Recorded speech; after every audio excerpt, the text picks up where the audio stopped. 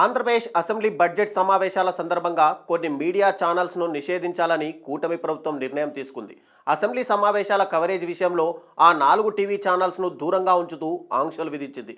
ప్రధాన TV channels అయిన TV9, NTV, సాక్షితో పాటు 10 టీవీని కూడా నిషేధిస్తూ నిర్ణయం తీసుకున్నారు. అసెంబ్లీ సమావేశాలు పూర్తయ్యేంత వరకు వీటిపైన నిషేధం కొనసాగుతుందని ఆంధ్రప్రదేశ్ అసెంబ్లీ స్పీకర్ చింతకాయల అయ్యన్న పాత్రుడు ఆదేశాలు జారీ చేశారు. ఈ 4 టీవీ ఛానల్స్ను అసెంబ్లీ కవరేజ్ నుంచి నిషేధిస్తున్నట్టు ఆయా ఛానల్స్కు ఎలాంటి నోటీసులు ఇవ్వలేదు. దీంతో ఈ అంశం చర్చనీయాంశంగా మారింది. నోటీసులు ఇవ్వకుండానే ఎలా ఆంక్షలు విధిస్తారని వారు ప్రశ్నిస్తున్నారు. మరోవైపు మీడియా ఛానల్స్పై కూటమి ప్రభుత్వం తీసుకున్న నిర్ణయాన్ని వైఎస్ఆర్ కాంగ్రెస్ పార్టీ ఎమ్మెల్యేలు, ఎమ్మెల్సీలు తప్పుపట్టారు.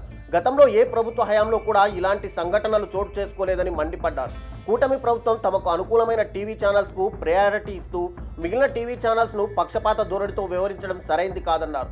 ఆంక్షలు విధించి మీడియా స్వేచ్ఛను హరించేందుకు కూటమి ప్రభుత్వం తెరలేపిందని మండిపడ్డారు. దేశంలో ఎక్కడా ఎన్నడూ లేని విధంగా ఆంధ్రప్రదేశ్లో కూటమి ప్రభుత్వం వ్యవహరిస్తోందని ధ్వజమెత్తారు. అసెంబ్లీకి రెడ్ బుక్ రాజ్యాంగం పాకిందని మండిపడ్డారు. ఆంధ్రప్రదేశ్లో టీవీ ఛానల్స్ కానీ, పత్రికలు కానీ ఆయా పార్టీలకు అనుకూలంగా పనిచేస్తున్నాయనే ముద్ర ఎప్పటి నుంచో ఉంది. ఈటీవీతో పాటు ఈనాడు, ఏబిఎన్ ఆంధ్రజ్యోతి టీవీ ఛానల్తో పాటు ఆంధ్రజ్యోతి పత్రిక, టీవీ5 వంటి మీడియా గ్రూపులు తెలుగుదేశం పార్టీకి అనుకూలంగా పనిచేస్తున్నాయని మాజీ ముఖ్యమంత్రి వైఎస్ జగన్మోహన్ రెడ్డి, ఆయన పార్టీ నేతలు పలుమార్లు బహిరంగంగానే విమర్శించారు. ఉమ్మడి రాష్ట్రంలో నాడు సీఎంగా ఉన్న వైఎస్ రాజశేఖర రెడ్డి కూడా ఈనాడు, ఈటీవీ, ఏబిఎన్, ఆంధ్రజ్యోతిల గురించి అసెంబ్లీలో ప్రస్తావించారు. ఇవి తెలుగుదేశం పార్టీకి చెందిన మీడియా సంస్థలుగా ఆయన ప్రస్తావించారు. రాష్ట్రం విడిపోయిన తర్వాత జగన్మోహన్ రెడ్డి కూడా అదే రకమైన విమర్శలు గుప్పించారు. సాక్షి టీవీ కానీ, సాక్షి పత్రిక కానీ వైఎస్ఆర్ కాంగ్రెస్ పార్టీ కోసం, వైఎస్ జగన్ కోసం పనిచేస్తుందని అందరికీ తెలిసిన రహస్యం.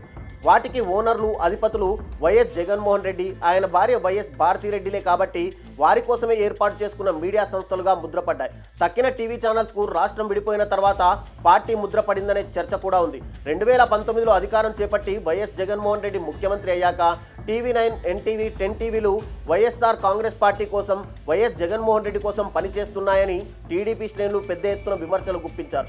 దీంతో ఆ టీవీ ఛానల్స్ వైఎస్ఆర్ కాంగ్రెస్ పార్టీకి మద్దతిచ్చే ఛానల్స్గా ముద్రపడ్డాయి. ఈ నేపథ్యంలో ప్రస్తుతం జరుగుతున్న అసెంబ్లీ సమావేశాల కవరేజ్ని టీవీ9, ఎన్టీవీ, 10 టీవీలతో పాటు సాక్షి టీవీలను కూడా నిషేధించాలని సీఎం చంద్రబాబు నాయుడు ప్రభుత్వం నిర్ణయం తీసుకున్నట్టు కూటమి శ్రేణులు చర్చించుకుంటున్నాయి.